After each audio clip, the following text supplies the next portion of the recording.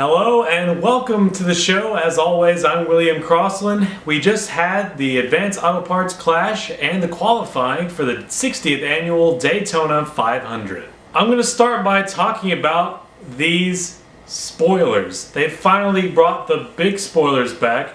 I guess they're going to be doing that for the restrictor plate tracks. And also, they're not having a ride height limit this year, so all my friends know the low rider.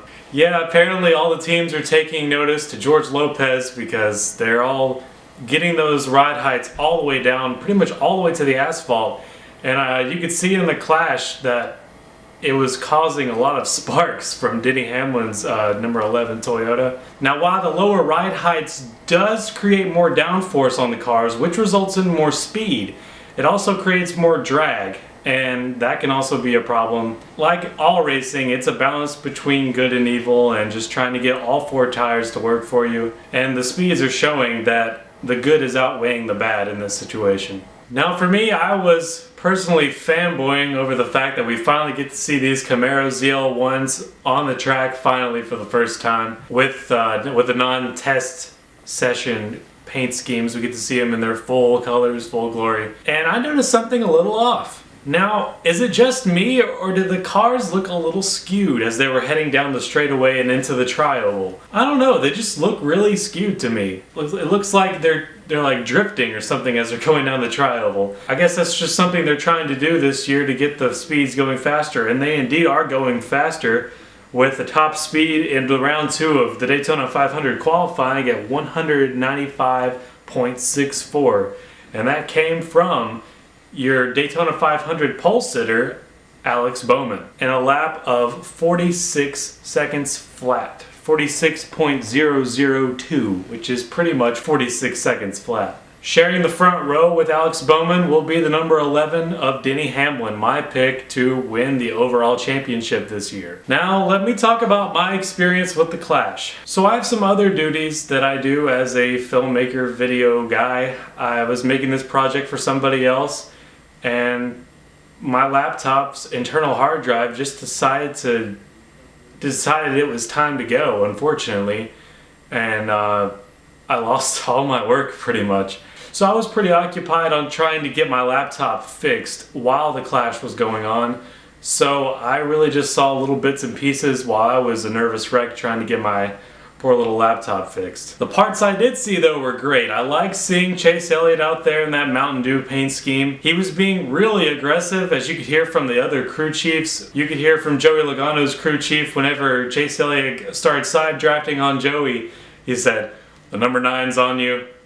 As usual. Those young guns are really just getting out there and being as free-spirited and as aggressive as possible. Now when I came back to the race, I managed to see Jamie McMurray have his spin, and then later on at the very end of the race I saw the little it looked like a domino effect of Jimmy Johnson falling back.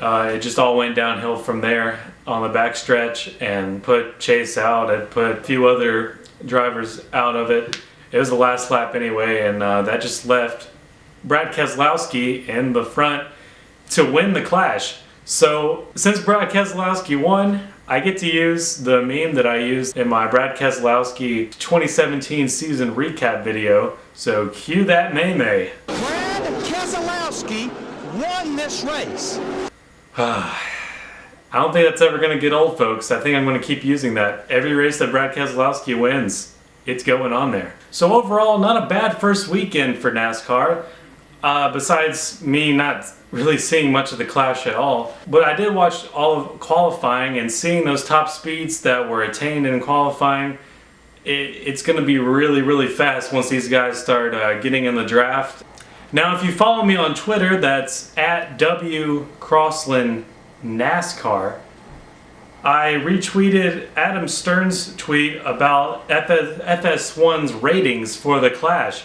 And this was something that I was really excited to see. You don't really get to see positive ratings for a NASCAR race like you used to. But listen to this. FS1 earned a 1.35 overnight rating for the Advanced Auto Parts Clash at Daytona, and that's up 29% from a 1.05 for last year's race, which was 1 week later in the calendar in 2017. Now, Fox Sports PR team is saying that this is the best overnight ratings for an event on FS1 since college football in November. Folks, that's a big jump in numbers, and that's really good for the sport I've always known and loved. So, yay, go ratings. I hope to see even more for the Daytona 500. Looking forward to the Can-Am duels. Of course, the top 12 of the field are already set, but the rest of those spots are going to have to battle it out in round 1 and round 2 of the Can-Am duels. That will just all be collabed in my Daytona 500 video coming next week. So thanks for watching this video. Be looking forward to next week's 60th annual Daytona 500. And then the week after that, I'll be at Atlanta Motor Speedway for the Quick Trip Folds of Honor 500. And I'll have a live vlog from there along with the normal race review. That's going to do it for this episode. If you haven't already, give this video a like. And if you want to follow me along for this season, go ahead and subscribe. Until next time, I'm William Crossland. Thanks for listening.